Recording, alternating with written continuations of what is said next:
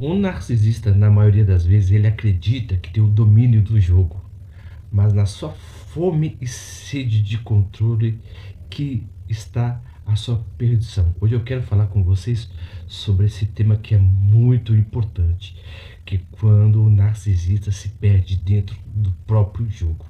Se vocês quiserem saber sobre o tema de hoje, fique conosco após a vinheta.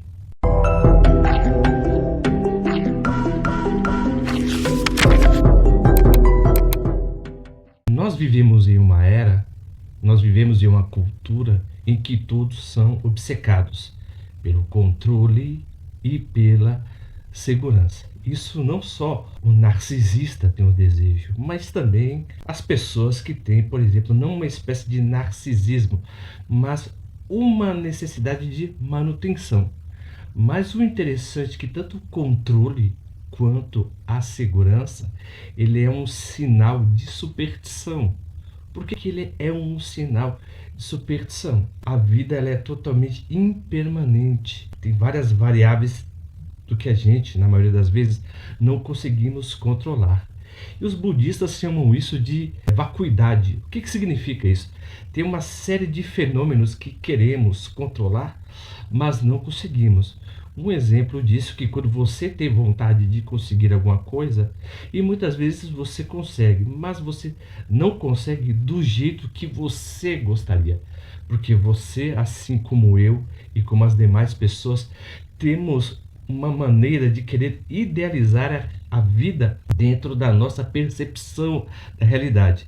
É um ideal de como queremos que as coisas fossem, do jeito que ela deveria acontecer.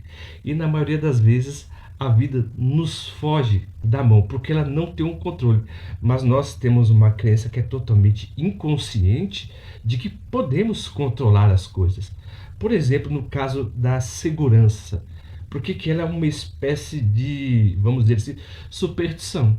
Você pode ter segurança contra bandidos, contra desastres, né, aéreos, desastres marítimos. Você está dentro da sua casa, mas muitas vezes você pode não estar seguro com seus próprios familiares. Nós sempre somos neuróticos porque temos a necessidade de controle. Mas o interessante é que a ilusão do controle é a âncora existencial do narcisista. Interessante que quando você tem algum problema referente às suas frustrações, você consegue controlar. Você fica totalmente triste, você fica totalmente chateado. Mas o narcisista e o manipulador não. Ele fica totalmente irascível, ele fica totalmente descontrolado.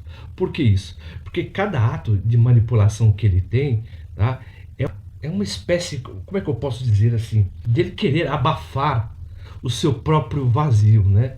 Então ele faz, na verdade, uma coisa de uma maneira muito desesperada para obter o controle da vida e das adversidades e das pessoas para afirmar aquilo que ele é. Então, aquilo que ele acredita é sempre estar de acordo com o que ele imagina de si mesmo. É algo que é totalmente fenomenológico. Por exemplo, ele pensa que pode controlar, só que ele age dentro de uma limitação. Mas quando essa limitação é confrontada pela vida e pelas adversidades, ele sempre vai terceirizar as pessoas pelo o seu fracasso. Então, por exemplo, a vida como ela apresenta do jeito que ela é e como a vida é interpretada, esse é o problema. Por quê? Porque o narcisista ele tem uma mania muito idealizada, como as coisas deveriam ser, como a vida deveria ser. Então, quando a vida lhe foge do controle, ele fica totalmente desesperado. Então, ele fica desestabilizado. Um outro aspecto também que é a solidão existencial do predador, né? Ou seja, a sua necessidade em querer decifrar as fraquezas das pessoas não dá espaço para as pessoas olharem a sua fraqueza e a sua tristeza existencial. Então, ele sabe, viu? Na maioria das vezes, ele sabe que ele é um ser que é totalmente vazio, tá? Ou seja, ele não tem self. Então, ele precisa ter controle para que ele possa se sentir bem. Mas mesmo que esse controle seja totalmente efêmero. Então, o controle é a única forma, mesmo que momentânea, ele se sente poderoso. Então ele sempre vai se sentir poderoso quando ele domina, mas como passa, então ele tem que preencher esse vazio. O interessante é que o narcisista, o desespero dele se compreende muito mais da angústia, no tédio e no vazio crônico. E ele tem medo. Ele tem muito medo de perder o controle, porque ele se sente totalmente ameaçado. Então é por isso que ele faz o que ele faz. Por mais que você sempre tente fazer de tudo para agradá-lo, ele sempre vai fazer uma coisa que é totalmente reversa, que é um narcisismo covert, porque ele tem a necessidade de se manter no poder.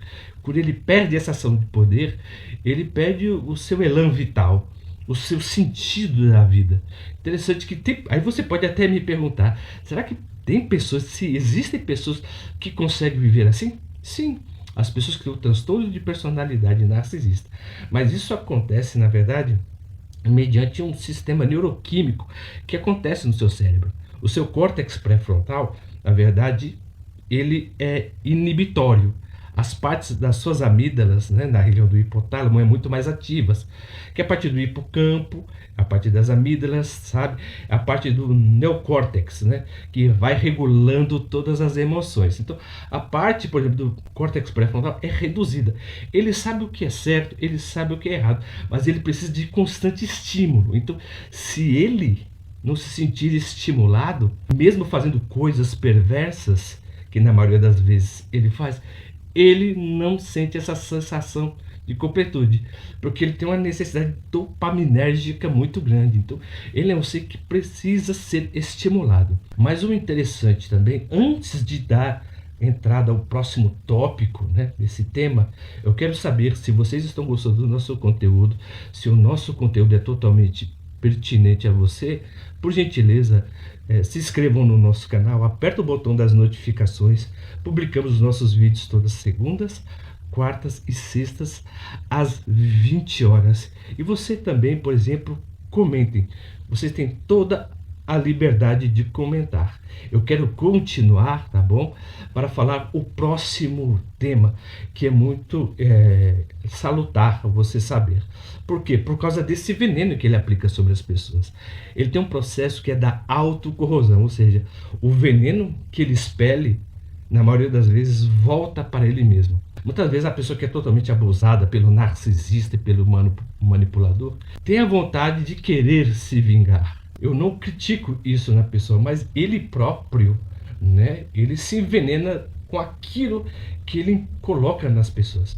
Porque ele não vai admitir. É o caso que ele faz, é de segurar uma pedra incandescente e querer jogar no outro. É o caso até que o William Shakespeare, né, ele fala das suas obras. Ele fala bem assim, que o invejoso ele quer sempre matar o outro bebendo uma taça de vinho envenenado.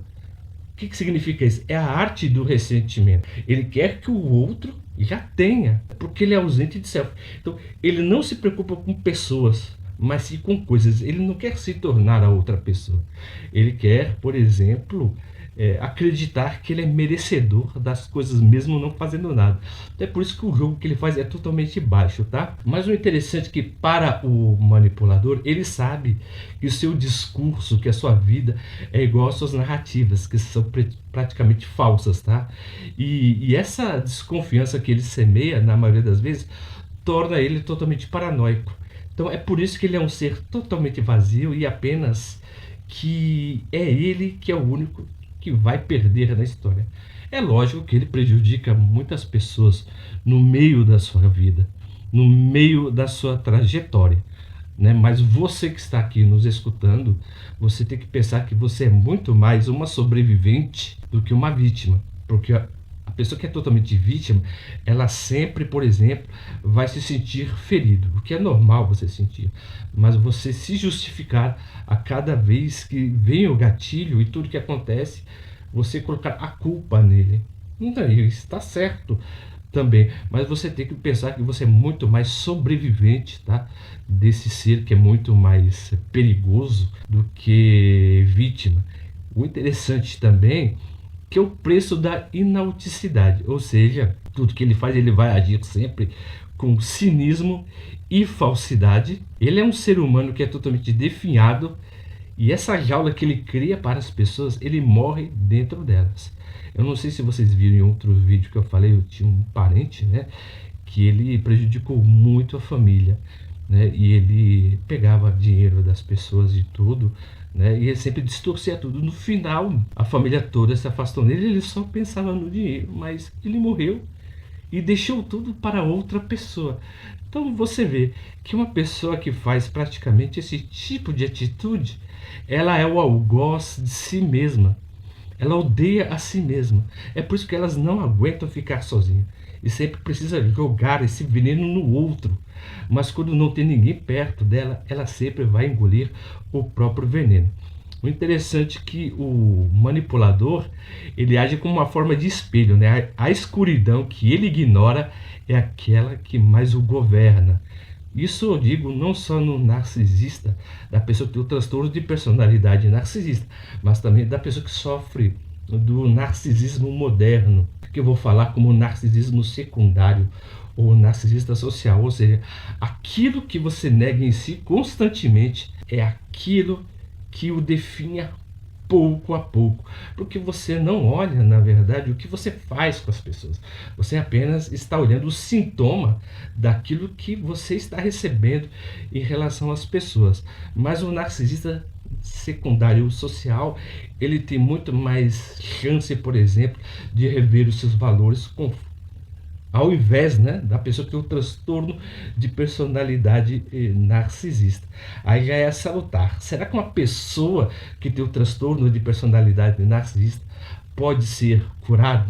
O que vocês acham? Será que eles podem ser curados, sim ou não?